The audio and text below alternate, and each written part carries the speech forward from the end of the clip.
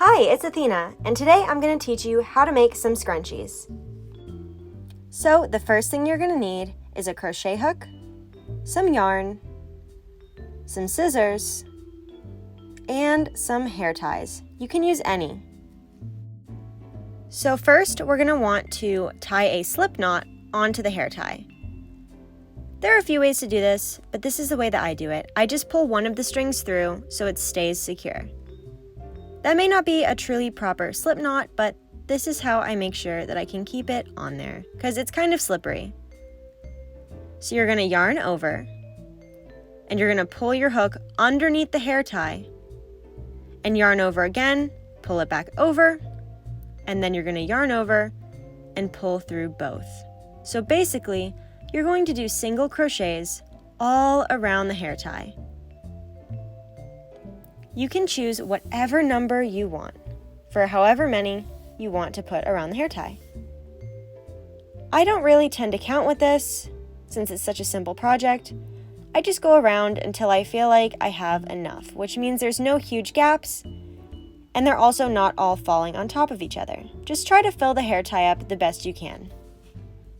If you work better with written directions, I've left a sort of pattern in the description box.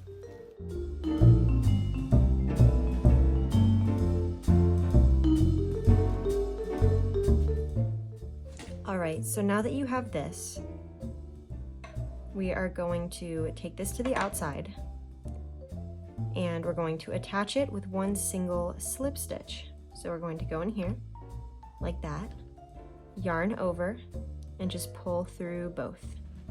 Make sure to keep this one nice and tight.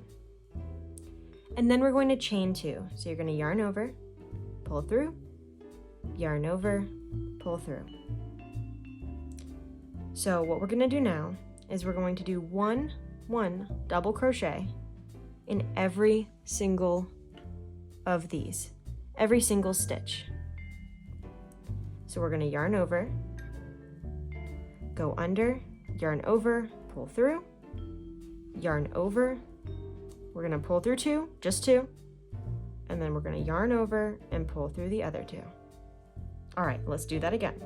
We're going to yarn over, we're going to go under the next one, we're going to go under both. See how there's 1 and 2? We're going to go through both of those. We're going to yarn over, pull through, yarn over, go through 2, and then yarn over, go through the last 2. All right, so we're going to do this all the way around. So I'm going to keep going, and if you need to watch that part again to see how you do it, please do.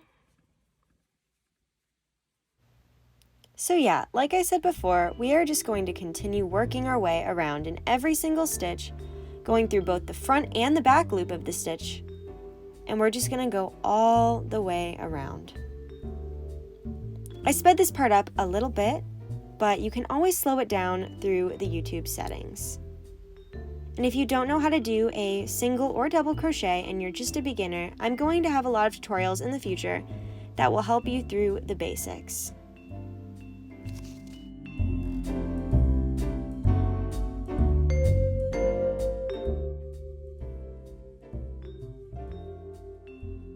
There we go. So this was the last one. So what we're going to do is we are going to attach them again by doing a simple slip stitch into this right here. You pull it through and you pull it through.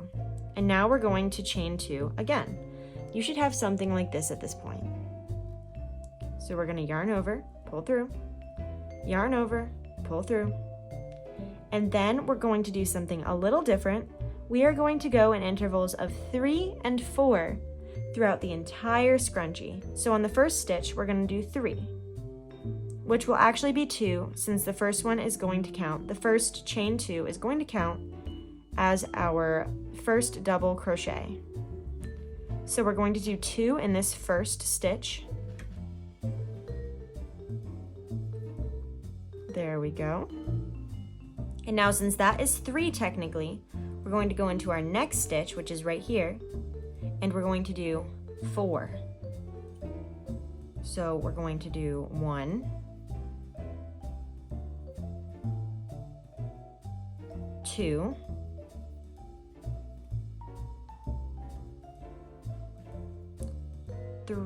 3. And if you feel like you're running out of room, you're not. Just make sure that the tension is okay. And then we're going to do one last one, which is 4. So we're going to go in and pull through, and pull through 2, and pull through the last 2. So now you can see it's starting to create that kind of wavy structure, which is what we want. We want it to be wavy. So we're going to go like this, and in the next stitch, we're going to do 3. We're going to do 3. So we're going to do 1. We're going to do 2. And pull through, and pull through. And then we're going to do 3. So we're going to keep this pattern going the entire way around. So like I said before, I'm just going in every single stitch and doing a pattern of 3 in one stitch of the double crochets and 4 double crochets in the next stitch. And I'm going to keep doing that back and forth until I reach the end. And I'm doing this to increase the wave, because if we just did 3 in every stitch or 4 in every stitch, there would be less variety. And I like having them look a little bit odd. But if you like having them look a little bit neater and uniform, then you could do either just 3 or just 4 double crochets in every single stitch.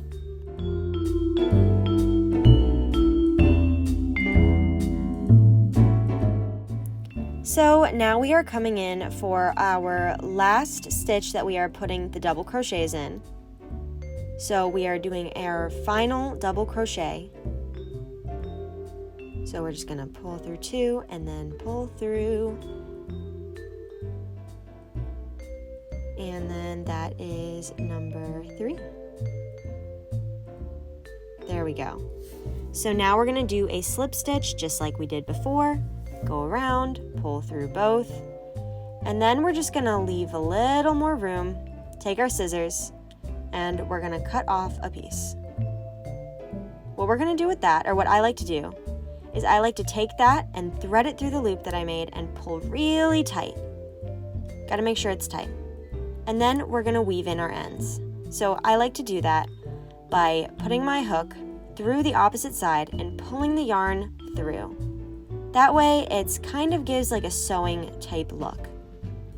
But it also makes sure that your piece doesn't come undone, because you wouldn't want it to. You spent so much work on it and it looks so great, and you just want to be able to have it for a really long time and enjoy it. So I like to do it this way. There are definitely other ways to do it, but this is how I do it. So we're going to wrap around and pull through, go through the other side, and pull through. And we're just going to keep doing this until we basically have no extra yarn left. And I do this on all my projects. We're also going to want to do that one too. That little green one that we started with, or whatever color you're using, we're going to want to make sure that that is weaved in as well so it doesn't come undone. Because weaving in your ends looks a lot neater than just tying a knot everywhere. That kind of makes it look bumpy and unprofessional. But you can always just tie a knot too if you want. It depends on how much patience you have. Alright, so here is our beautiful scrunchie. It stretches. And this is perfect to put in your hair when you want to wear something that is crochet, but it's a little bit too hot out. Thank you so much for watching. Please make sure to like and subscribe, because I will be doing more tutorials every week, sometimes even twice a week. Bye!